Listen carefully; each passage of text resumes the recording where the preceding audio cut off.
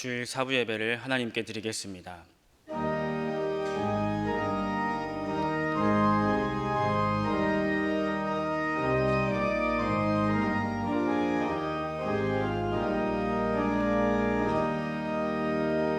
하나님 말씀은 요한계시록 16장 12절에서 16절까지 말씀입니다.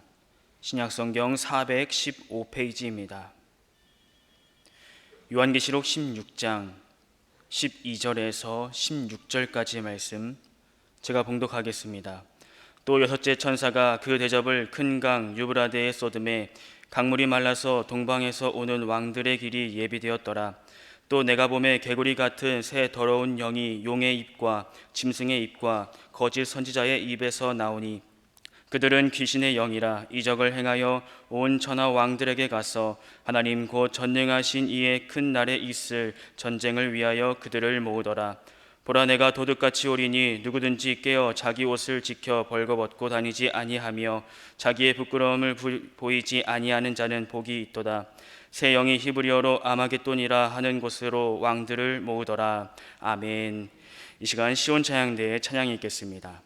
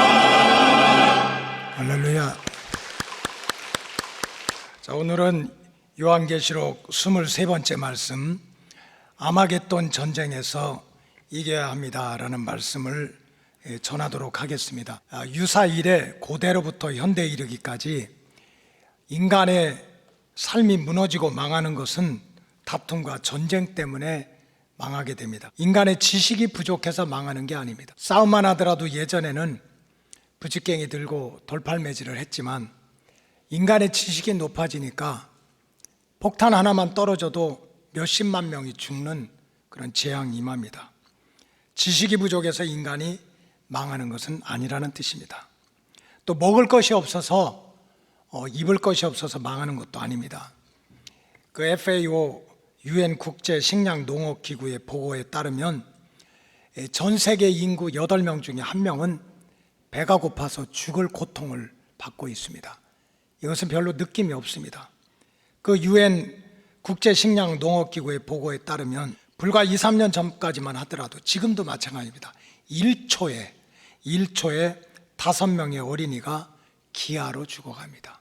못 먹어서, 배고파서. 하루도 아니고 1시간도 아니고 1초에 5명의 어린이가 기아로 죽어가고 있습니다. 먹을 것이 없어서 굶어 죽는 게 아닙니다. 사실은 다투고 싸우기 때문에 이런 비극적인 일이 생긴다고 볼 수 있습니다.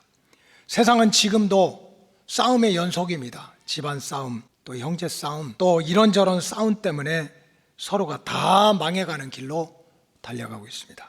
근데 세상에서의 싸움, 육신 싸움은 잠깐입니다. 우리가 많이 살아봐야 100년입니다. 이겨도 잠깐이고 저도 잠깐입니다.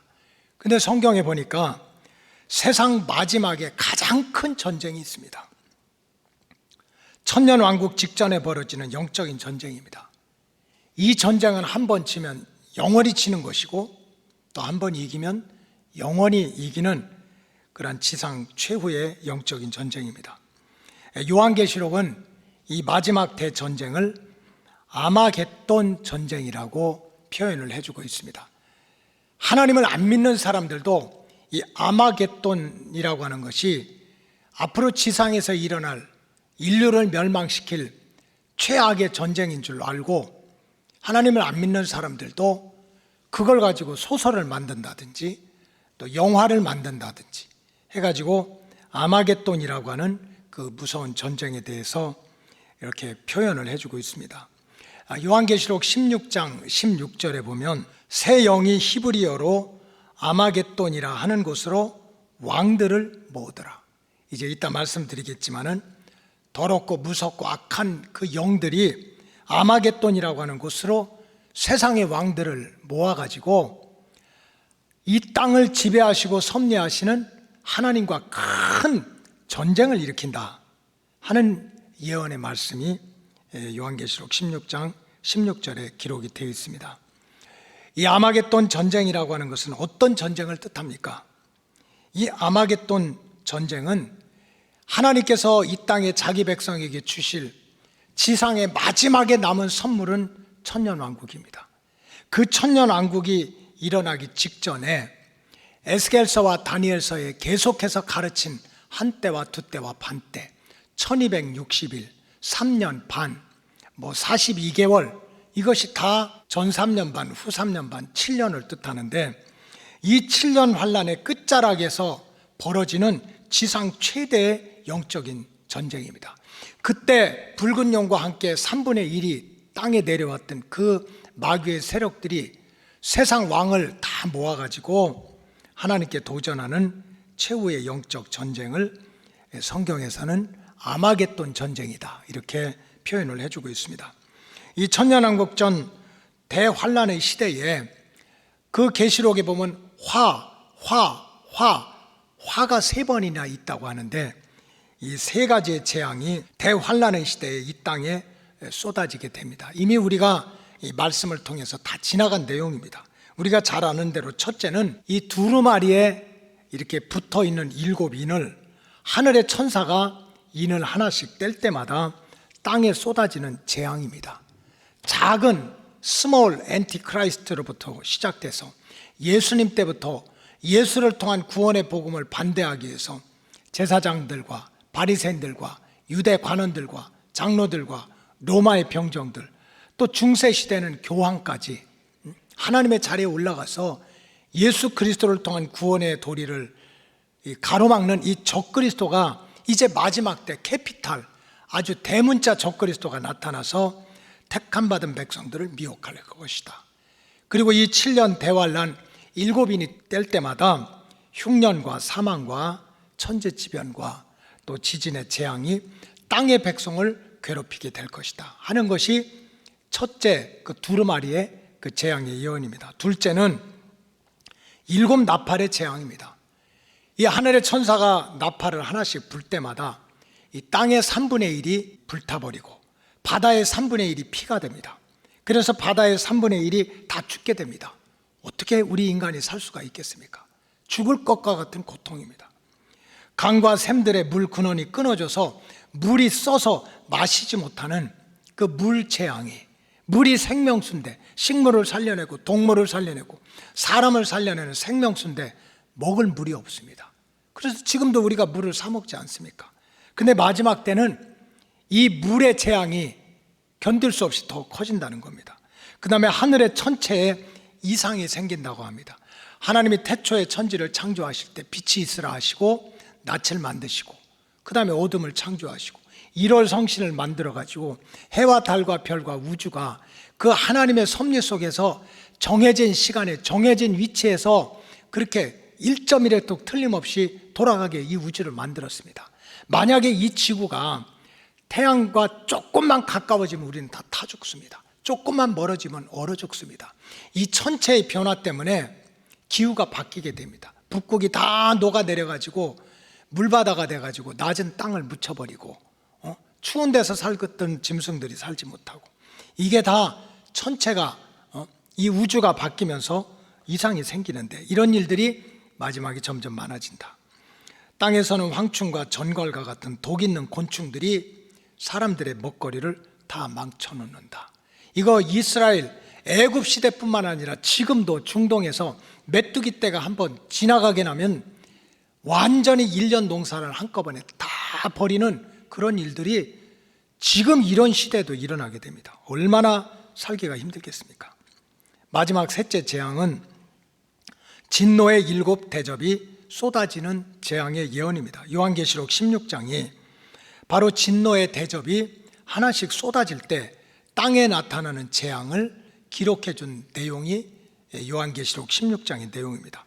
6째 진노의 대접이 쏟아질 때까지 이제 완전히 운명이 바뀌게 됩니다. 이 마지막 때는 짐승의 표를 받은 자들이 너무 유리합니다. 살 수도 있고 팔 수도 있고 들어갈 수도 있고 성공할 수도 있고 육신 생활이 너무 편합니다. 나 하나님 잘 믿을 거야, 나 절대로 짐승의 표를 받지 않겠어 하는 사람들은 사지도 못하고 팔지도 못하고 들어가지도 못하고 나가지도 못하고 엄청나게 불편하고 손해보는 삶을 삽니다. 그러나 마지막 대환란의 때는 인생이 역전이 됩니다. 도리어 짐승의 표를 받고 우상에게 숭배하고 살았던 자에게 엄청난 고통의 재앙이 예언되어 있습니다. 악하고 독한 종기로 고통을 받습니다. 그래서 계시록 마지막에 보면 악하고 독한 종기를 요즘 표현으로 하면 캔서, 암입니다.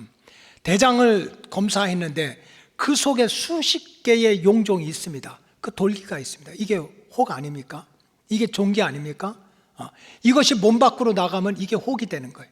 그래서 세포가 기형적으로 되면 그게 암덩어리가 되는데 무슨 예전에 위암, 간암 이 정도가 아닙니다.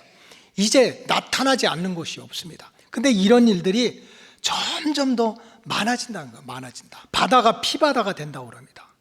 그러니 어떻게 바다에 생물이 살겠습니까? 인간의 삶이 어떻게 되겠습니까? 6째 대접이 쏟아지면서 강과 물의 근원까지 피가 돼서 마실 물이 없어서 그래서 사람들이 너무 힘들고 아파가지고 자기의 혀를 깨물고 죽는 재앙이 계속된다. 이것이 우리가 읽지 않았지만 요한계시록 16장 1절에서 오늘 본문 전까지 6개 대접이 쏟아질 때 이 땅에 나타나는 재앙에 대한 예언을 계속 설명해 주고 있습니다.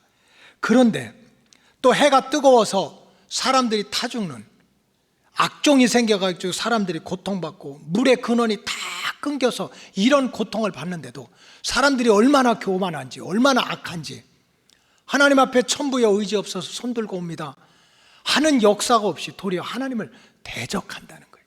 얻어맞으면, 깨지면, 부서지면 깨닫고 구원자가 되시고 창조주가 되시는 하나님께 돌아와야 되는데, 이 마지막 때문에 그럼 도리어 사람들의 마음이 완악해가지고 하나님을 대적하게 된다는 거예요.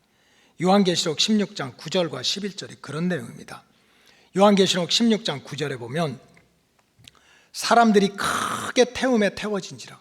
이제 천체가 바뀌어가지고 이제 태양으로부터 더워서 죽는 거야. 타서 죽을 지경이야. 그러면 하나님 도와주세요 이래야 될 거 아닙니까? 근데 그게 아니라는 거예요.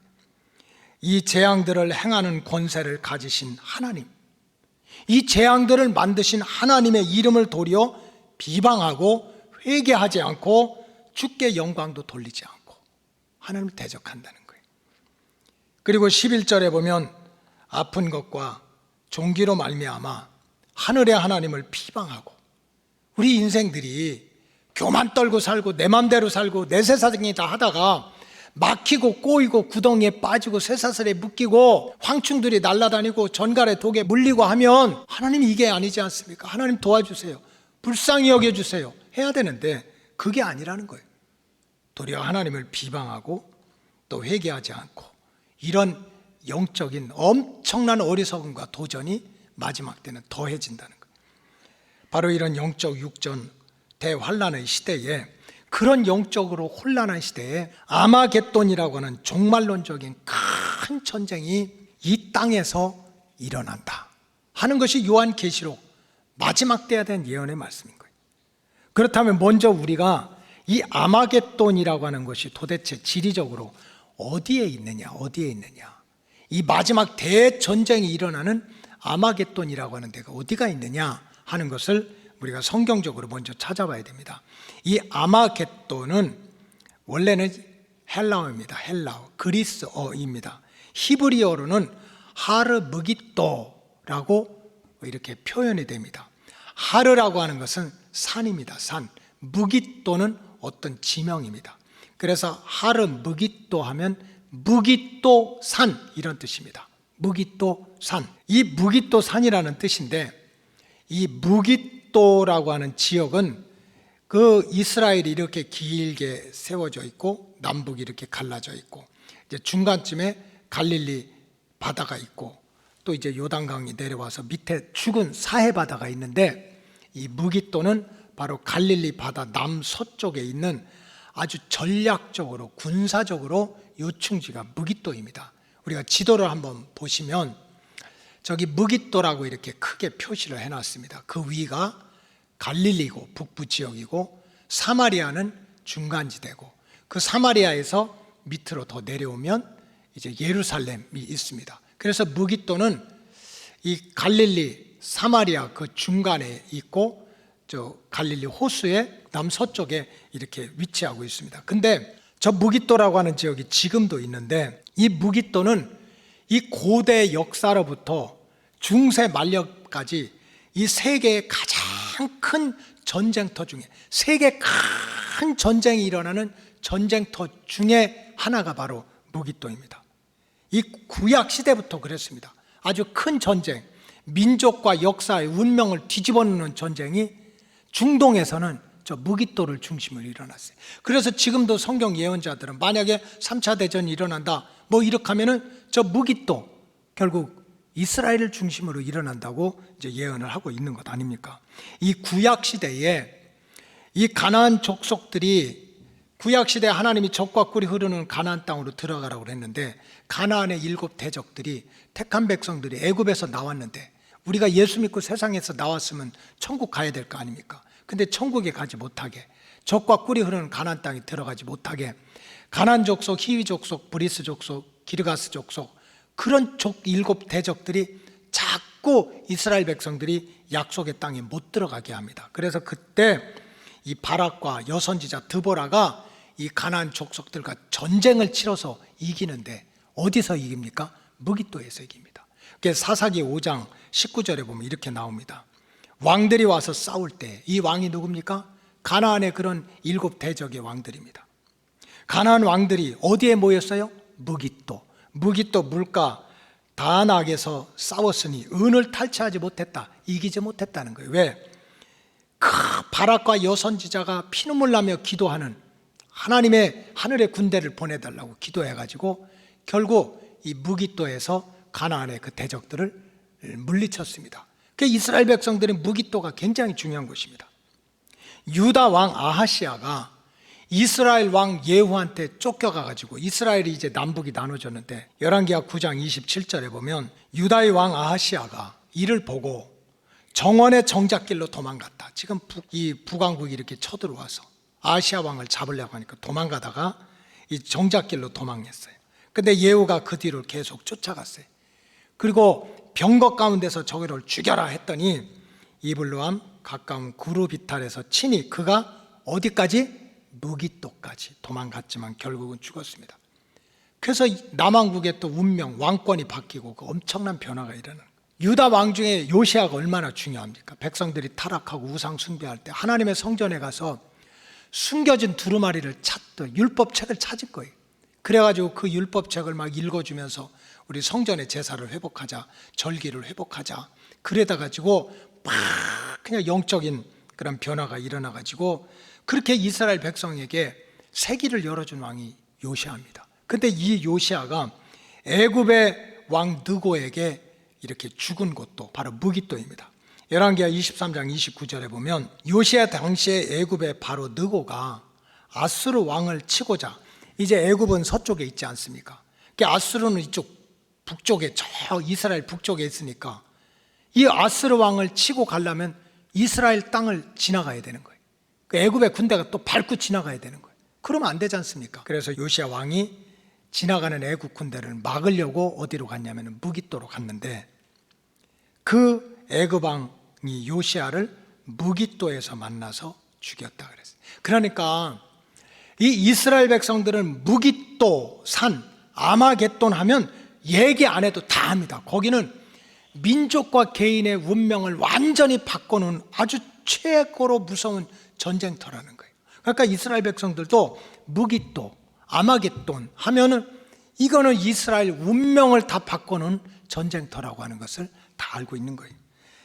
이것이 이제 구약의 역사입니다. 근데 오늘날 대부분의 예언 신학자들은 이 아마겟돈이 어디냐, 무기또의 산이 어디냐, 역사적으로는 갈릴리 남서쪽에 있는 그 산이 맞지만 종말의 시대에는 아마겟돈 전쟁이 어디 한 곳에 제한되지 않는다는 거예요.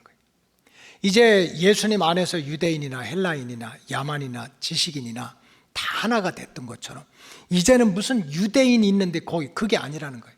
아마겟돈은 이제 마지막 때에는 세상 전체를 뜻해가지고 그 악한 영들이 세상의 왕들을 모아가지고 하나님 앞에 대적을 하는, 아마겟돈은 세상 전체를 뜻한다, 이렇게 해석을 해주고 있습니다. 그렇다면 이 지상 최악의 종말론적인 전쟁인 이 아마겟돈 전쟁은 도대체 누가 일으키느냐, 이런 전쟁을 누가 일으키느냐, 그에 대한 대답이 오늘 요한계시록 16장 13절에 나오는데 오늘 본문에 보면 더러운 영, 악한 영이 이 마지막 대전쟁을 시작한다, 이렇게 설명해 주고 있습니다. 요한계시록 16장 13절에 보면 또 내가 보매 개구리 같은 새 더러운 영이 용의 입과 짐승의 입과 거짓 선지자의 입에서 나온다고 하는 거예요. 여러분 시골에서 살았던 분은 알 거래요. 개구리가 한 번 울면 온 동네 개구리가 울잖아요. 그래서 한 번 울면 온 세상이 시끄러워요. 그래서 이 고대 역사나 종교사에 보면 이 개구리를 신으로 섬기는 민족이 너무 많아요. 저 그냥 아시아권 뿐만 아니고 저 남미라든지 그 인디언 문화라든지 이런 데도 봐도 눈 툭 튀어나온 이 개구리를 이렇게 막 불상 만들듯이 이렇게 만들어가지고 집안에다 모셔놓고 촛불 켜고 거기다가 꽃도 갖다 놓고 절도 하고 그래요. 왜냐하면 개구리는 세상을 지배하는 힘이 있다는 거예요. 개구리가 한번 개굴개굴 울기 시작하면 온 동네가 개구리 소리로 꽉 차는 것처럼 개구리는 세상을 지배하는 신으로 그렇게 섬김을 받는데, 이 이제 마지막 아마겟돈 전쟁은 이 개구리 같은 더러운 영이 온 세상을 시끄러운 소리로 정복하는 그 영이 용의 입과 짐승의 입과 거짓 선지자의 입을 통해 가지고 그렇게 온 세상에 울려 퍼지는 그런 영적인 전쟁을 일으킨다는 거예요. 근데 이렇게 온 세상을 시끄럽게 하고 온 세상을 정복하게 하는 이 개구리의 영이 이제 용과 짐승과 거짓 선지자의 입술을 통해 가지고 세상을 시끄럽게 한다. 여러분, 우리 생각도 입술을 통해서 나가는 거예요. 우리 마음도 입술을 통해서 나가는 거예요. 그러니까 사실은 내가 무슨 생각을 하고 있는지, 어떤 상상을 하고 있는지 어떻게 압니까? 그게 말로 표현될 때 아는 거예요. 그러니까 이 개구리라고 하는 더럽고 악한 영이 용이나 짐승이나 거짓 선지자, 그 태초에 만드신 하나님이 창조하신 그 영적인 세계에서 붉은 용이 3분의 1을 미혹해서 땅으로 데리고 나왔다니까 이 세상에 얼마나 악한 마귀 사탄들이 많겠습니까? 그러니까 그 마귀 사탄들이 한번 떠들기 시작하면 온 세상을 다 지배할 거 아닙니까? 그래서 이 개구리 같은 그러한 입을 가지고 그 붉은 용의 부하들이 이 세상을 시끄럽게 하는데, 요한계시록에 보면 두 가지의 소리로 세상을 개굴하면서 세상을 점령한다는 거예요. 첫째는 뭡니까? 이 개구리의 더럽고 악한 영이 마귀 사탄의 입술을 통해서 전하는 첫 번째 소식은 성전 제사를 폐하라는 겁니다. 성전을 더 이상 하나님의 집으로 부르지 말라는 거예요. 이거는 주전 160년 전에 시리아 8대 왕 안티오쿠스 에피파네스가 이스라엘을 정복하고 예루살렘을 정복하면서 그때 유대인들한테 첫 번째 하는 얘기가 뭔지랍니까? This is not temple. 이거는 성전이 아니다. 더 이상 하나님의 집이 아니다. 이거는 인간의 집하고 똑같다. 그래서 성전에다가 돼지 피를 뿌린 거예요. 돼지 피. 성전은 하나님이 계신 곳이고 구원의 방주인데 그게 아니라는 거예요. 그게 아니다. 똑같은 집이다. 그러니까 돼지 피를 뿌렸던 거예요. 그래서 마지막 때 개구리 같은 그런 더러운 영이 용이나 짐승이나 거짓 선지자의 입술을 통해서 온 세상에 뻗뜨리는 말은 성전은 더 이상 하나님의 집이 아니다. 그러니까 절기를 폐하고 매일 드리는 제사를 드릴 필요가 없다. 이거예요. 요한계시록에서 계속 반복되는 게 그 얘기입니다. 다니엘서나 에스겔서에서 계속 반복되는 게 성전 제사를 폐하고 매일 드리는 제사를 폐하고 절기를 지키지 못하게 한다. 이게 개구리같이 더러운 영이 마귀의 입과 짐승의 입을 통하여서 온 세상을 시끄럽게 합니다. 여러분, 절대로 책 보고 신앙생활 하려고 해서는 안 됩니다. 무슨 엔티 기독교인들, 엔티 크리스찬들이 그냥 교회를 비방하고 인터넷 도배시키고 하는 내용 중에 하나가 뭔 줄 압니까? 교회를 성전이라고 부르지 말라는 거예요. 교회는 성전이 아니라는 거예요.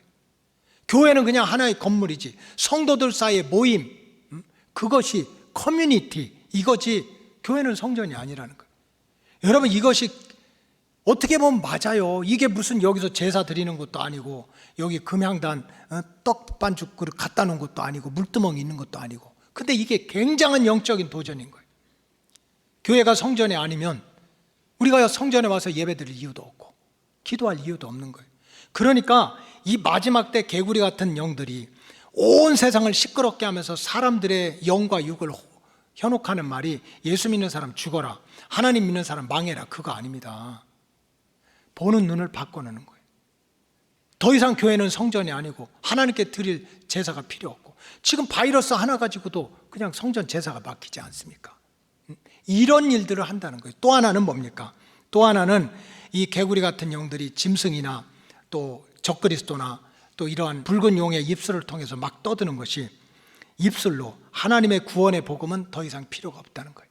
예수 그리스도를 통한 구원의 복음을 폐하게 만듭니다. 그래서 결국은 강단을 세속화시켜서 모이기는 모이고 찬양도 하고 교제도 하고 다 하는데 강단에서 예수가 사라집니다.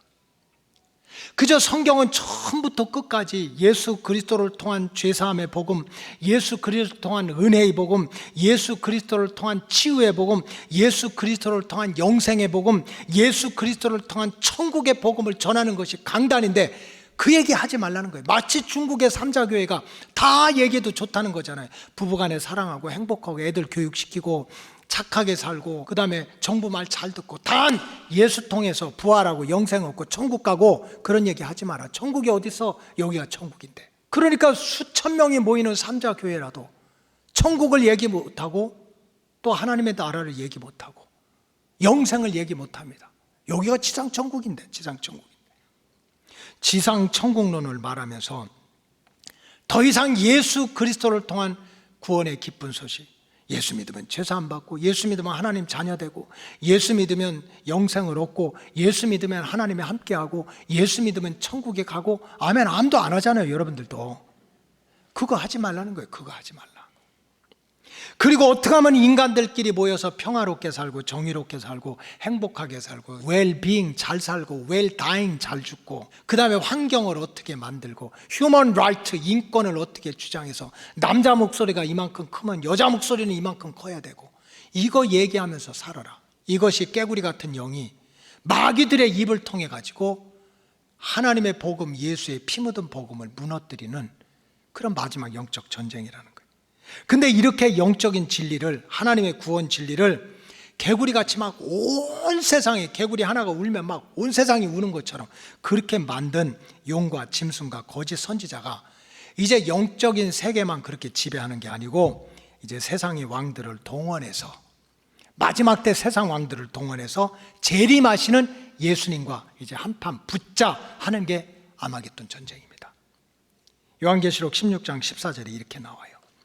그들은 귀신의 영이라. 귀신의 영이지, 하늘에서 떨어진 귀신의 영. 그래서 그냥 그 입술에서 개구리의 영이 나와가지고 성전 제사가 필요 없어. 더 이상 교회는 성전이 아니야. 예수 복음 얘기하지 마. 우리 인간들끼리 잘 살아야 돼. 이렇게 영적으로 혼란하게 만든 이 귀신의 영이 이적을 행하면서 온 천하 왕들에게, 세상에 있는 왕들에게 가가지고 하나님 곧 전능하신 이의 큰 날, 하나님하고 한판 붙어야 돼. 우리 큰 전쟁을 일으켜야 되니까 우리 다 같이 힘을 모으자 하는 곳이 무기또, 하르 무기또, 또 아마겟돈이라는 거예요. 그러니까 여기서 천하의 왕들은 누굽니까? 옛날 왕이 아니에요. 더 이상 이스라엘 왕, 조선시대 왕이 아니고 정치와 경제와 사회와 문화, 종교, 언어, 화폐, 법률을 완전히 통치하는 그런 세상 왕입니다. 달라진 거예요. 한마디로 모든 백성을 줄 세울 수 있는 거. 여러분, 지금 공산주의라든지 사회주의라든지 집단주의는요, 백성들이 잘 사는 것 하나 중요하지 않아요. 그들의 관심은 줄 세우기입니다. 줄 세우기. 저 북한에서 공산혁명 일어날 때 제일 먼저 했던 게 뭡니까? 가진 자의 땅을 뺏었어요. 집을 뺏었어요. 그렇게 해가지고 다 가난하게 만들어놔요. 먹을 것이 없어요. 그럼 줄 서야 돼요. 배급 주는 거 먹어야 돼요. 공산주의, 하나님이 없다고 하는 것은요, 잘 보세요. 굉장히 듣기 좋아요. 부자도 없고 가난한 자도 없고 똑같은 음식 배급받아가지고 똑같은 집, 큰 집도 없고 작은 집도 없고, 우리 그렇게 살면 줄 서야 돼요. 줄 서야 돼. 그래서 마지막 적그리스도는 사람들을 줄을 세우는 거예요. 법으로 세우고. 그러니까 이것이 뭐냐면, 마지막 세상 왕은 백성들이 잘 살고 못 살고 그런 거 아무런 관심 없어요. 모든 걸 장악하면 배운 자나 안 배운 자나 큰 자나 작은 자나 줄 설 수밖에 없어. 그러면 통제하는 거예요. 통제. 이렇게 세상을 통제하는 왕과 악한 영이 합쳐가지고 재림하시는 예수님과 한판 붙어가지고 재림 예수님을 무너뜨리자. 그래서 하나님의 구원 역사를 망하게 하자. 이게 아마겟돈 전쟁이야. 사실 2000년 전에 처음으로 오셨던 예수님은 바로 이런 세상 왕에게 잡혀가지고 세상 권력과 세상 법으로 육신 생명을 잃어버렸어요. 예수님이 뭐 잘못해서 했습니까? 세상 권력자들, 세상 법에 의해서 십자가에 달려 돌아가신 거예요. 그러나 다시 오시는 예수님은 달라요. 초림의 예수님은 죽으러 오셨어. 아예 죽으려고 작정하고 오셨어. 목적 삼고 오셨어. 이걸 섭리라고 그래요. 오늘 저녁에 섭리에 대해서 말씀드리는데, 그저 우리의 죄와 우리의 허물과 우리의 지옥에 갈 그 죄를 다 뒤집어 쓰시고 죽기 위해서 오셨지만, 다시 오시는 예수님은 달라요. 죽으러 오는 것이 아니라 세상을 심판하러 오시는 분이십니다.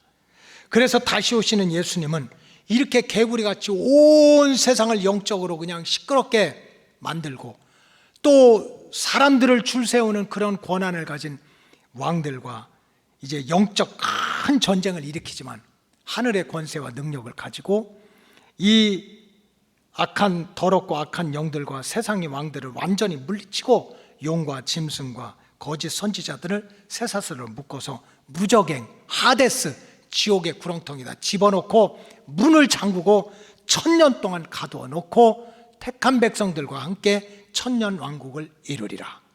이게 요한계시록의 예언의 말씀이에요. 종말에 대한 예언의 말씀이에요.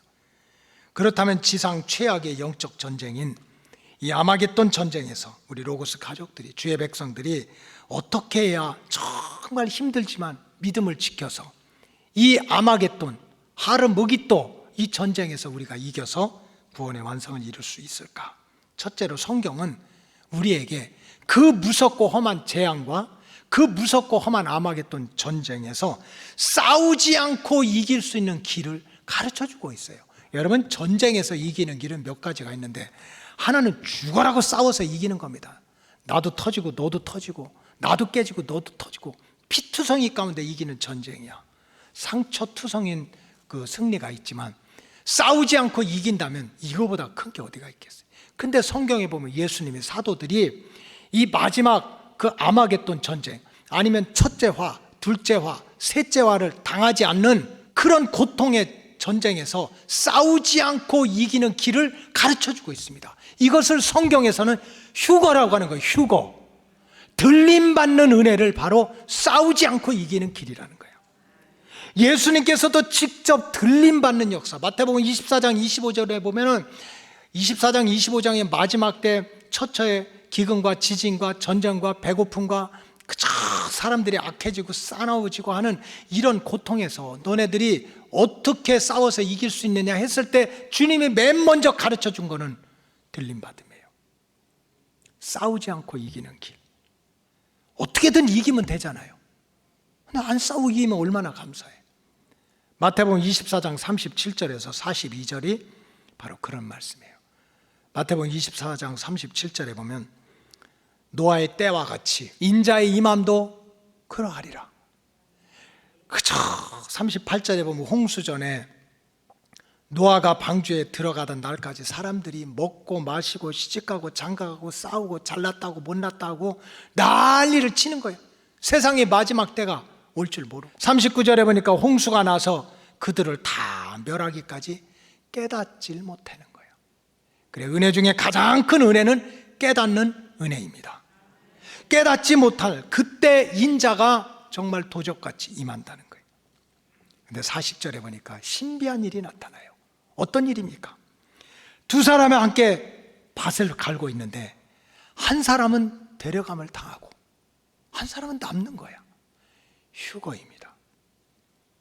그러니까 두 사람이 같이 밭을 갔다가 막 천둥치고 벼락치고 지진나고 아마겟돈 전쟁이 막 일어난다고 세상이 중내산해 하는데 한 사람은 들림받아. 그러니까 그 재난 환난과는 상관없어. 싸우지 않고도 이기는 길이 있어. 그걸 예수님 말씀하시는 거예요. 41절에 보면 어떻게 나옵니까? 두 여자가 맷돌질을 하고 있음에 한 사람은 데려가고 한 사람은 버려둠을 당할 것이다.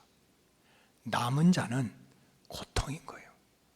결국 들림받지 못한 자, 마지막 때 들림받지 못한 자는 결국 이 땅에서 있는 이 땅에서 있는 아마겟돈의 그 전쟁, 그 재앙을 다 만나게 돼. 근데 정말 예수 잘 믿고 들림받으면 이 땅의 재앙의 화가 아무런 상관이 없다는 거, 상관이 없다. 단지 우리가 안타까운 것은, 괴로운 것은, 눈물 뿌리고 기도하는 것은 나를 낳아주시고 길러주시고 피가 섞이고 살이 섞인 형제와 자매들이 들림받지 못하고 이 땅에 남아서 그 고통 받다가 지옥 갈까 봐 그것 때문에 새벽 기도하고 그것 때문에 충성하고 하는 거지. 우리는 거기 두려울 게 없다는 거예요. 왜? 들림받으니까. 그래서 42절에 보면 이렇게 나와요. 그러므로 깨어 있어라.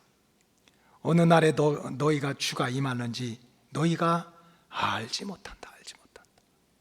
그리고 예수님께로부터 배운 이 사도들도 그 가장 목숨을 걸고 전했던 게 바로 휴거입니다. 휴거.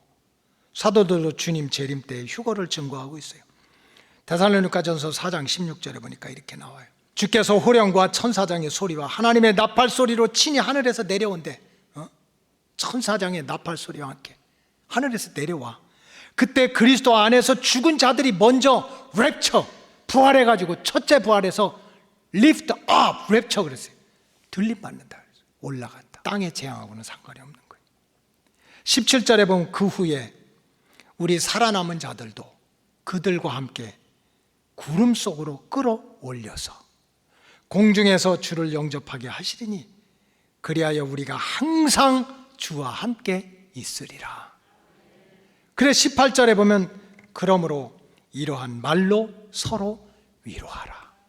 여러분, 우리가 사는 세상은 계속적으로 화와 가까워지는 거예요. 굉장히 살기 좋고 번쩍거리고 시스템이 도와주고 반짝반짝 하는 것 같지만 결국은 아마겟돈 전쟁하고 가까워져. 그러니까 힘들고 어려워. 그러나 우리는 들림받는 그 은혜를 받은 사람이니까 서로 만날 때 집사님 힘들죠, 어렵죠, 사업 안 되죠, 속상하죠, 아프죠, 괜찮아요. 주님 오시면 어떻게 해요? 들림받아요 하는 말로 서로를 위로하라는 거예요. 여러분, 주님 다시 오실 때 우리가 휴거의 은혜를 받게 된다면 땅에서 역사하는 마귀 사탄과 영들과 싸울 필요도 없고. 왜 싸워요? 들림받았는데. 또 땅에서 계속되는 전쟁과 기근과 지진과 전염병의 재앙으로부터도 자유함을 누릴 수 있어요. 그렇기 때문에 참 성도는 신앙의 목적지가 분명해야 되는 거예요. 주님 다시 오실 때 들림받는 은혜를 목적 삼고 믿음 생활해야 돼요. 내가 교회에서 목사가 되고 장로가 되고 집사가 되고 이런 일을 하고 저런 일을 하는 거 다 격가집니다. 다 중요한 일이야. 그럼에도 불구하고 들림받지 못하면 우리는 아무것도 아닌 거예요. 그렇기 때문에 참 성도는 다시 오실 때 들림받는 은혜를 목적 삼고 신앙생활을 해야 된다. 우리가 땅에서 잘 되는 거 감사하는 일이야. 자식이 잘 되는 거 감사한 일이야. 그래도 내가 세상에서 큰 소리 치고 사는 것도 감사한 일이야. 내 마음대로 내 생각대로 주장하고 사는 것도 감사한 일이야. 그러나 진짜 중요한 일은 뭡니까? 주님 오실 때 우리가 주님의 눈에 띄어가지고 주님께 인정받아서 들림받는 은혜가 믿음의 목적이 되어야 될 줄로 믿습니다. 그 다음에 둘째로 이 아마겟돈 전쟁, 이 무시무시한 화가 지나가고 더럽고 악한 영이 개구리같이 온 세상을 시끄럽게 만드는 아마겟돈 전쟁에서 승리하는 길은 다른 길이 아닙니다. 살리는 분을 만나야 돼요. 사람은 누구를 만나느냐에 따라서 인생이 바뀌고 운명이 바뀝니다. 죽이는 자를 만나면 죽어요. 그러나 살리는 자를 만나면 삽니다.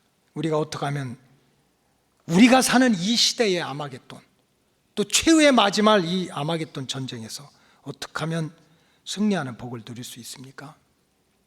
눈에는 눈, 힘에는 힘, 작전에는 작전, 주먹이면 주먹, 이렇게 가지고는 다 죽습니다. 우리가 정말 영적으로나 육적으로 이 아마겟돈을 눈으로 보는 이 시대는 다른 게 아니에요. 살리는 자를 만나야 돼요. 성경에 보면 예수님은 한마디로 말하면 살리시는 분이야. 망할 자를 살려내는 분이고, 죄로 인해 죽을 자를 살려내는 분이고, 병들어 죽을 자를 살려내는 분이고, 갇힌 자를 살려내는 분이고, 추한 자를 살려내는 분이고, 낙심하고 절망한 자를 살려내는 분이고, 천한 자를 살리기 위해서 내가 왔다는 거예요. 건강한 자에게는 의원이 필요 없고 병든 자에게 의원이 필요한 줄 알고 내가 너희를 살리기 위해서 왔다는 거예요. 여러분, 누구를 만나실 것입니까? 누구를 찾을 겁니까? 1900년대 초에 유럽과 미국에서 리바이벌, 대부흥 운동이 일어났습니다. 그때 대부흥 운동이 일어났을 때 가장 많이 불렀던 찬송이 Who is my Jesus? 예수님은 누구신가? 우리 찬송가에도 나와요. 예수님은 누구신가? 우는 자의 위로와 없는 자의 풍성이며 천한 자의 높음과 잡힌 자의 노음이 되고 우리의 기쁨이 되시네. 예수님은 누구신가? 약한 자의 강함과 눈먼 자의 빛이 되며 병든 자의 고침과 죽은 자의 부활이 되고 우리의 생명 되시네. 예수님은 누구신가? 추한 자의 정함과 죽을 자의 생명이며 죄인들의 중보와 멸망자의 구원되고 우리 평화 되시네. 1900년대는 트럼펫 불고 북치면서 예수님은 우는 자의 위로가 되고 천한 자의 높음이 되고 잡힌 자의 노임이 되고 죽을 자의 생명이 되고 병든 자의 고침이 된다고, 우리를 살리는 분이 예수님이시라고. 여러분, 예수님이 누구십니까? 예수님은 자기 백성을 살리시는 분입니다. 예수님은 세상의 모든 죄와 사망과 마귀와 사탄을 이기신 분입니다. 예수님은 자기 백성을 사랑하시되 죽기까지 사랑하시는 분이십니다. 예수님은 세상 끝날까지 자기 자녀를 고아처럼 버려두지 않는다고 약속하셨습니다. 그렇기 때문에 저와 여러분들이 이 시대를 살아가는 보이지 않는 아마겟돈 전쟁에서, 마지막 일어날 최후의 영적 전쟁인 아마겟돈 전쟁에서 우리가 이기는 자로 살아가려면 이기신 분, 우리를 죽기까지 사랑하시는 그분과 동행해야 됩니다. 이단들은 신천지도 여호와의 증언도 다 내가 이긴 자다, 내가 이긴 자다 하지만 창세기에서 요한계시록까지 보면 마지막까지 최후로 우리를, 모든 것을 이기신 분은 예수님이십니다. 그래서 우리가 주님과 함께 동행하면 우리도 주님과 함께 이기는 자가 될 수 있습니다. 언제 어떤 자리에서나 영으로, 혼으로, 육신으로 늘 주님과 동행하면, 이긴 자 되시는 주님께 붙어서 살면, 이긴 자 되신 주님 붙들고 살면 여러분, 세상의 그 어떤 아마겟돈에서도 승리하는 은혜를 얻게 될 줄로 믿습니다. 이 말씀 붙들고 승리하시기를 주의 이름으로 축복합니다. 기도하시겠습니다. 아마겟돈 전쟁에서 이겨야 한다는 말씀을 들었습니다. 깨닫게 하시고 우리의 신앙의 목적이 들림받는 휴거의 은혜에 초점을 맞추고 이긴 자, 예수님과 동고동락하는, 예수님 바라보고 믿음의 길을 걸어가는 로고스 가족들 되게 해 주시옵소서. 축복하오며 예수님의 이름으로 기도하옵나이다. 아멘.